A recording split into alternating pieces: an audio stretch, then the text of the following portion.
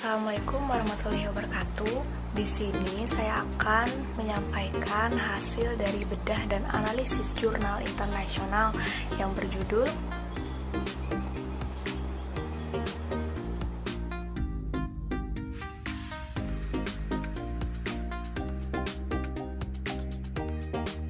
Jadi, pada bagian A, temuan masalah pada jurnal ini adalah jurnal ini mengevaluasi efek dari keterampilan beralih untuk anak-anak cacat ganda yang parah dan mendalam menggunakan lingkungan multisensori dan lingkungan alami anak. Nah, jurnal yang saya bedah ini memiliki temuan utama yang terbagi menjadi 3 poin. Poin pertama ada lingkungan multisensor memberikan peluang belajar sensorik responsif yang kuat untuk anak-anak dengan severe profound multiple disability. Yang kedua adalah keterampilan belajar switching memungkinkan terjadinya perubahan pada keterampilan psikososial dan perubahan perilaku. Poin yang ketiga adalah perubahan psikososial yang dihasilkan memiliki dampak yang signifikan pada keluarga.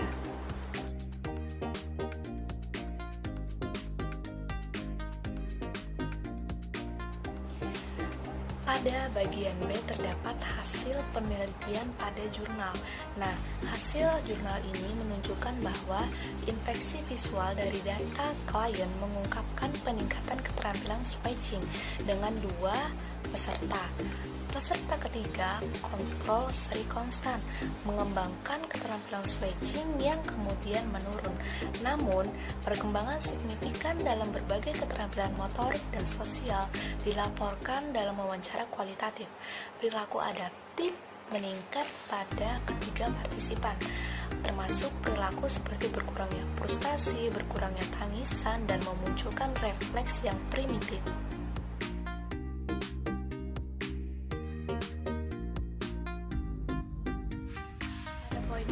Terdapat kesimpulan pada jurnal.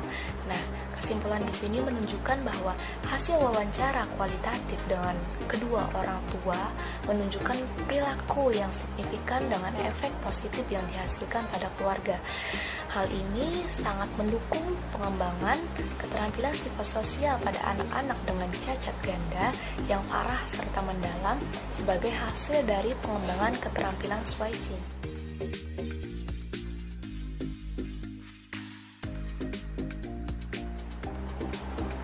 Dan pada poin E terdapat hasil temuan teori yang berkaitan dengan cacat ganda.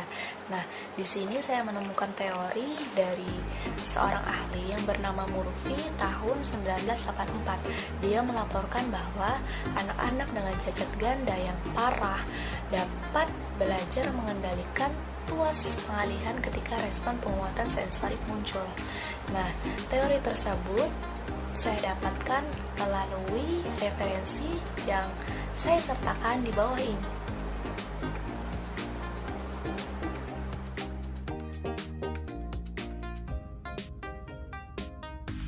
Pada bagian F ada komentar jurnal dalam segi penulisan. Yang pertama pada segi kelebihan. Menurut saya jurnal ini bisa dibilang nyaman untuk dibaca karena tidak terlalu monoton, tidak terlalu hitam putih karena ia berwarna dan memiliki grafik yang membuat kita penasaran untuk membacanya. Lalu yang kedua, penulisan yang terdapat di dalam jurnal ini tidak bertele-tele, tidak kesana kesini, dia itu langsung to the point, sehingga kita membacanya itu tidak buang-buang waktu. Selanjutnya pada kekurangan. Menurut saya, jurnal ini kebanyakan muncul kata-kata yang ilmiah, sehingga kata yang satu dengan kata yang lainnya itu banyak yang tidak nyambung. Perlu waktu yang lama atau menganalisis lebih dalam lagi untuk mengartikan menjadi suatu kalimat yang padu. Mungkin hal ini dilatar belakangi dengan adanya hasil dari translate bahasa asing ke bahasa Indonesia.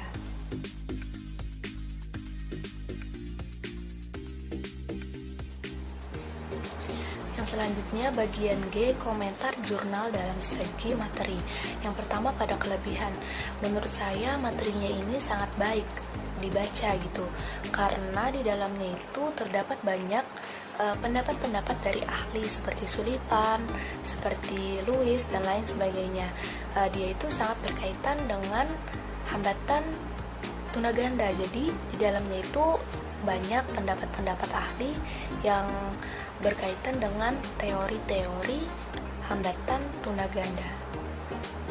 Yang selanjutnya pada segi kekurangan, menurut saya pada segi materi selain sulit untuk dipadukan menjadi kalimat yang mudah dipahami, kekurangannya pada materi ini juga ada beberapa pendapat ahli yang berkaitan dengan teori tuna ganda, tetapi di referensinya tidak ada. Nah, itu juga menurut saya menjadi kekurangan yang terdapat di materi pada jurnal ini.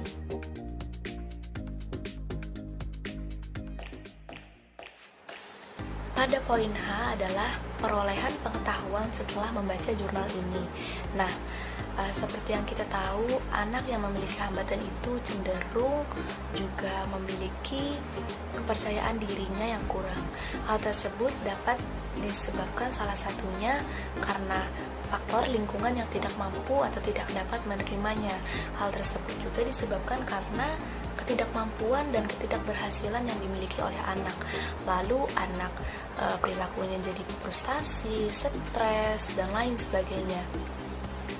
Lalu pengetahuan yang dapat saya ambil dari jurnal ini adalah dengan memberikan respon yang baik dan memberikan dukungan serta lingkungan yang nyaman bagi anak severe profound multiple disabilities, maka dapat memungkinkan perubahan perilaku anak menjadi lebih baik lagi dengan dibantu oleh beberapa cara dan metode seperti penyediaan pembelajaran lingkungan yang multisensoris.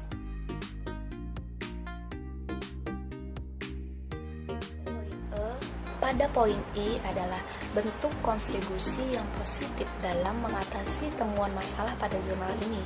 Menurut saya, kontribusi saya yang pertama, yang pastinya saya harus memahami dulu banyak ilmu dan metode untuk menangani beberapa masalah. Karena dalam melakukan sebuah praktek, kita harus mengikuti atau didasari oleh beberapa teori-teori.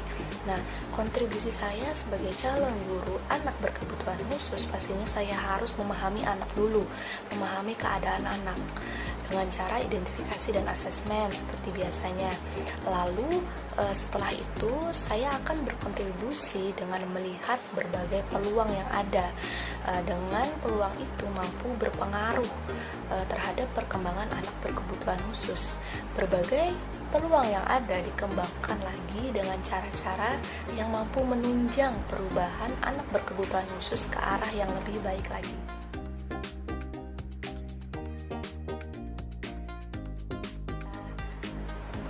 Dan akhirnya kita sampai ke poin yang terakhir, yaitu poin J, sumber jurnal. Saya mendapatkan sumber jurnal yang bisa Anda lihat di sini.